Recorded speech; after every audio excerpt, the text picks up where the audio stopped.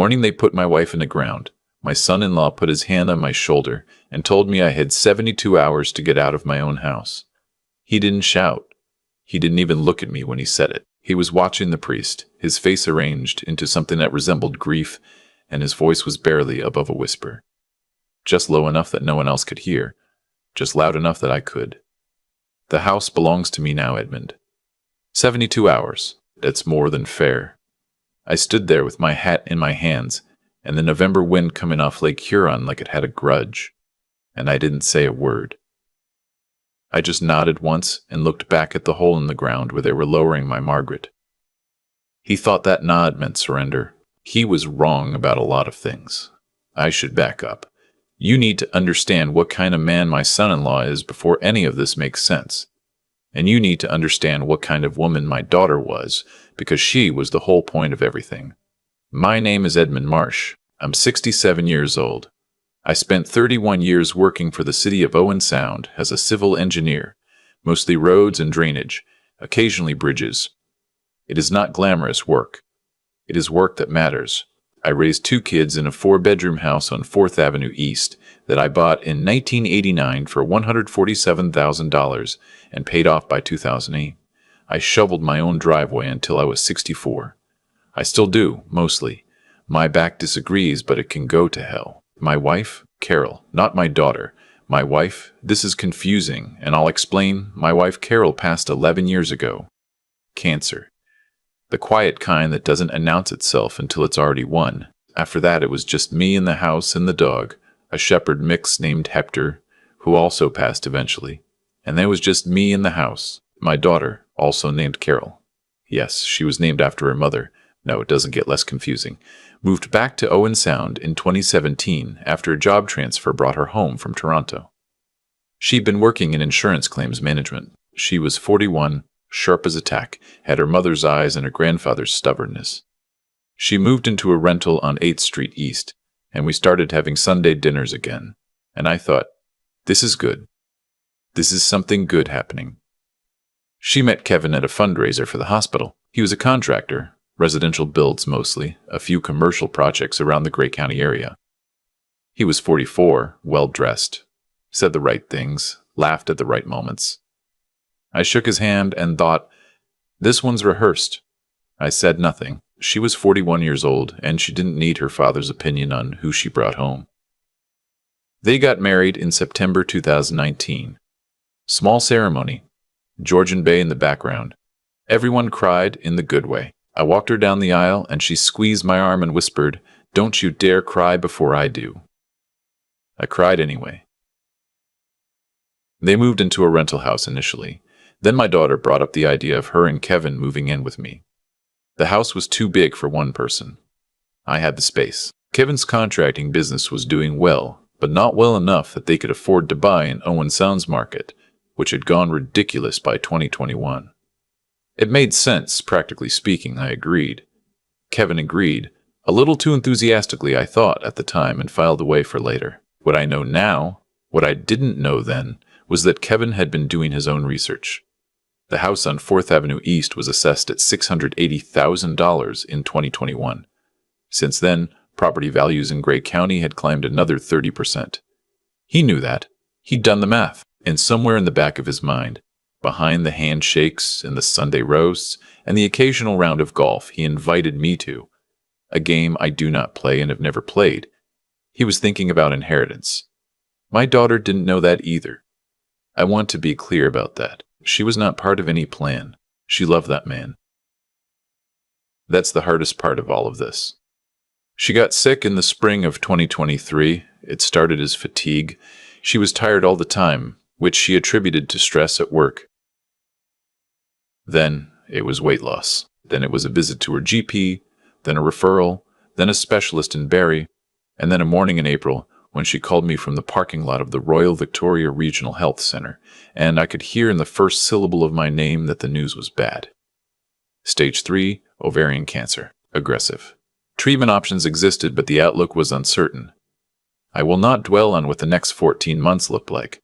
It was chemotherapy and setbacks and some good weeks that felt almost normal, and then worse weeks that didn't. Kevin, to his credit, took her to most of her appointments. He was attentive, at least visibly. He held her hand in front of people. He said the right things. My daughter loved him and told me so, and I believed that she believed it. What I noticed, and kept to myself, was that he started asking questions. About the house. About whether I had a will. About what I planned to do with the property if anything happened to me. He framed these as practical concerns. Estate planning. Very important to have your affairs in order. He mentioned a buddy of his who did wills and powers of attorney, said he could get me an appointment at a discount. I told him I'd think about it. I had already handled it. I just hadn't told him. My wife Carol, the first Carol, had a sister named Frances who married a man named David Kowalczyk. David became a real estate lawyer, did very well, retired to a place outside Collingwood about 10 years ago. David and Frances have been good friends of mine for 30 years. We have coffee when I drive down. He taught me how to properly maintain a snowblower, which is more useful information than you might think. In the winter of 2022, before my daughter got her diagnosis, before any of this started, David sat across from me at his kitchen table and said, "Ed, you need to get your house into a trust." He wasn't being alarmist. He was being David, which is methodical and thorough and occasionally irritating because he is usually right. He explained it. A properly structured family trust administered by an independent trustee meant that the property wasn't simply mine to leave or to lose. It created legal protection that a simple will did not. It meant that no one, not a creditor, not a son-in-law, not any future complication, could just walk in and claim an asset that had been in the Marsh family since I was 34 years old. I hired a lawyer in Owen Sound, a woman named Patricia Osei, who was in her late 40s and had a framed group of 7 print in her office and did not waste my time. She did not ask me whether I was sure. She listened, asked 4 questions, took notes, and told me what it would cost. We had the documents finalized and registered before Easter 2023. The house on 4th Avenue East was no longer simply my house. It was held in trust. I was the primary trustee, David was the secondary trustee, and the terms were clear and legally binding. Kevin's name appeared nowhere in any of it, neither did the name of any spouse of any child of mine. Patricia filed everything through the appropriate land registry office. The title showed the change. Kevin had done research on the property. Evidently not enough. My daughter died on a Wednesday in June. She was 48 years old. She had made me promise at some point during her illness that I would not fall apart, which is an impossible thing to ask of a person, but I understood why she asked it. She wanted to know I'd be all right. I told her I would. I meant to try. The funeral was held at Greenwood Cemetery, where her mother is buried 3 rows over. The minister said good things. My son Andrew flew in from Calgary. He stood beside me and we didn't speak much, but we didn't need to. We've always been like that, Andrew and I, comfortable with silence. Kevin stood on the other side of the grave. He had flown in his sister and brother-in-law from Mississauga. He was wearing a suit that looked new. I noticed the suit. I noticed a lot of things after the service, after the reception at the church hall, after the last casserole dish had been handed over and the last handshake exchanged. Kevin found me in the parking lot while Andrew had gone to get the car. That's when he said it. 72 hours. He said the house was his now, by rights. His wife had lived there. He had contributed to the household. He said there were legal avenues he could pursue, but he'd rather keep things clean. 72 hours was generous, he said. I could take my personal effects. I looked at him. His eyes were dry. I don't say that as an accusation. Grief doesn't always look the same, but I noticed it. I said, "All right, Kevin." He nodded, satisfied, and walked to his car. Andrew pulled up 30 seconds later and said, "What was that about?" "Nothing," I said. "Let's go." I drove to Collingwood the following morning.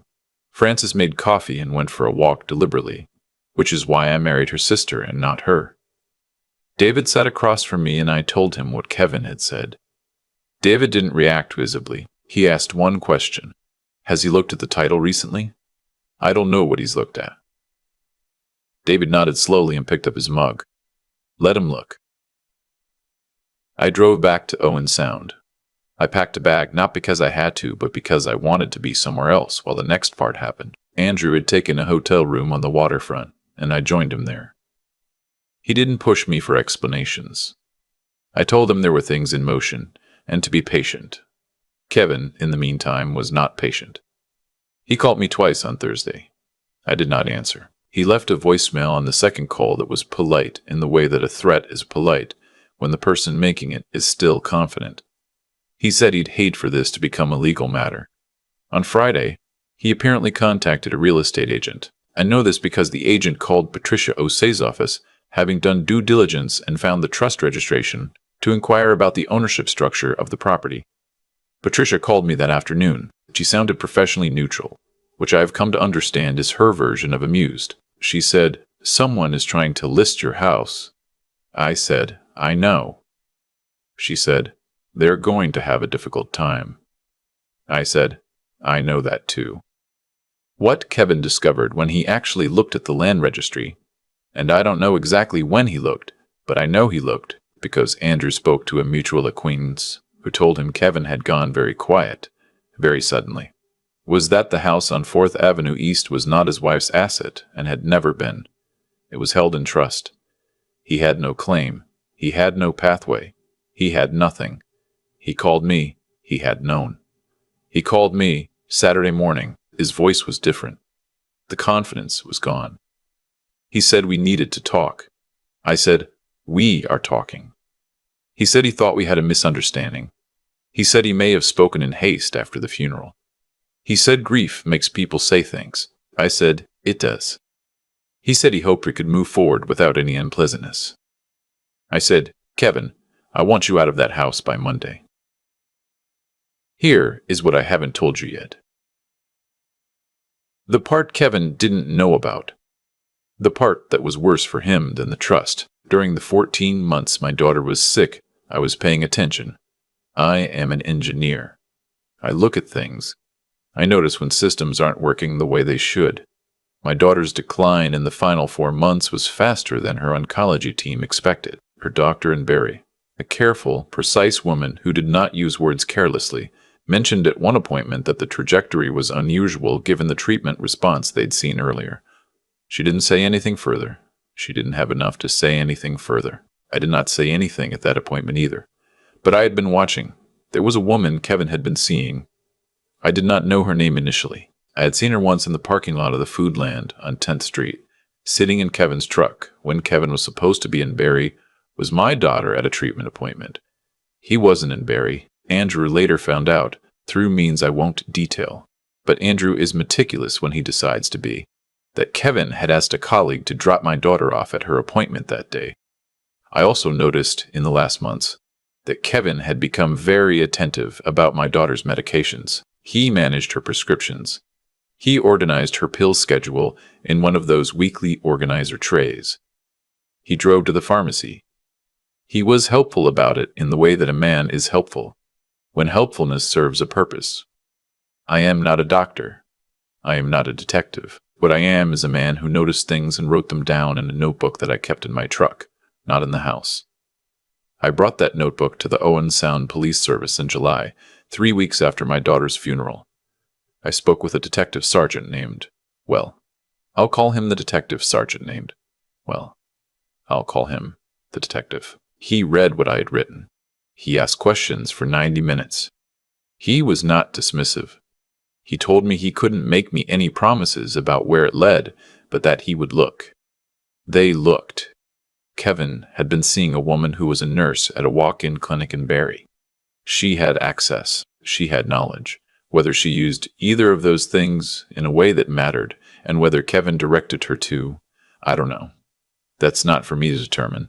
That's for the Crown. What I know is that in September, 4 months after my daughter's funeral, 2 detectives from the Owen Sound Police Service knocked on the door of the house on 4th Avenue East, where Kevin was still living, because I had not moved back in and was not going to push the issue while an investigation was active.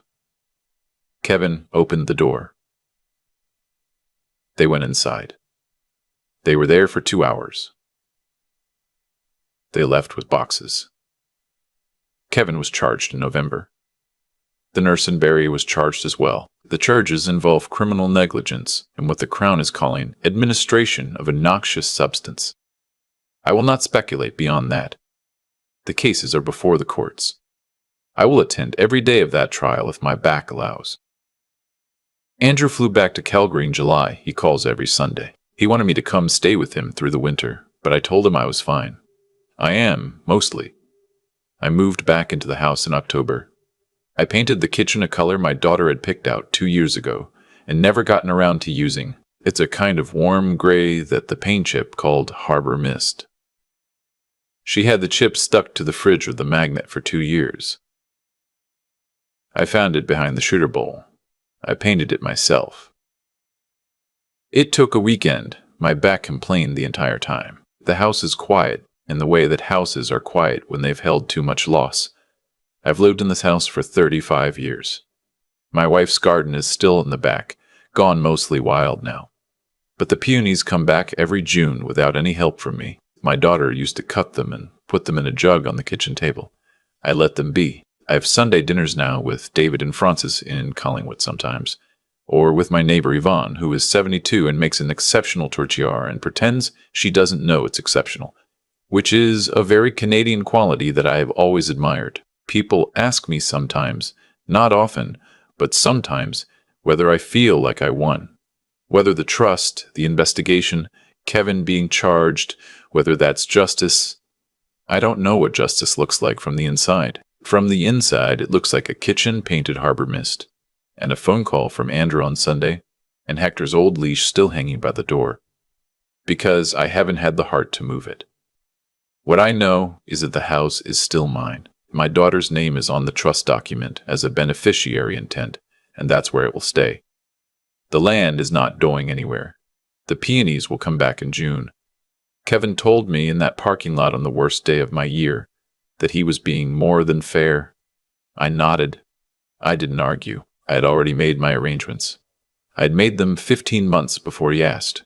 He just hadn't thought to look. I've had a lot of time to think about what Kevin actually believed. Standing in that parking lot at Greenwood Cemetery with the wind off the bay and my daughter not yet cold in the ground. I think he believed he'd read the situation correctly. He'd watched me for 2 years. A quiet man, getting older, living alone in a house too big for him, grateful for company. He'd done his research on the property values. He'd calculated the angles. And he looked at me and saw someone who would fold. That's the thing about people who operate the way Kevin operated. They're not stupid. They're just wrong about what they're measuring. What he measured was my age, my silence, my willingness to keep the peace at Sunday dinner. What he didn't measure was the 31 years I spent as an engineer, where you learn that the work that matters is never visible. It's underground. It's in the drainage that keeps the road from washing out, in the load calculations that keep the bridge standing. Nobody sees it. Nobody needs to see it. It just holds. I did not put that house in trust because I suspected Kevin specifically. I did it because David sat across from me with his coffee and explained what could go wrong. And I listened. That's all. I listened to someone who knew more than I did. I acted on what I heard, and then I got on with things. That's not cleverness. That's just paying attention. What I keep coming back to in the evenings when the house is quiet and the street outside has gone dark is the notebook, the one I kept in the truck. Every date, every observation, every detail that seems small on its own. I am not a suspicious man by nature, or I didn't used to think I was. But something in me kept writing things down. Maybe it was the engineer's habit of documentation. Maybe it was something I didn't want to name at the time. My daughter deserved better than what she got. That's the fact I sit with. Whatever the courts determine about Kevin and the nurse and Barry, whatever the outcome of those proceedings, my daughter was 48 years old, and she had her mother's eyes, and she deserved more years than she was given. No outcome changes that. I don't think in terms of winners and losers here, because there are none. There is only what happened, and what I was able to do about the parts I could reach. What I can say is this: the house is still here. The trust holds. Andrew calls on Sundays. The peonies came back this June exactly as they always do, without any prompting, without any help from me. The actions we take quietly, without announcement, without needing anyone to witness them. Those are the ones that last. Kevin made noise. Kevin made plans he told people about. I filed documents and kept a notebook in my truck, and said all right in a parking lot and drove to Collingwood. He thought my silence was weakness. It wasn't. It was just patience. And patience, I found, is what everything else is built on.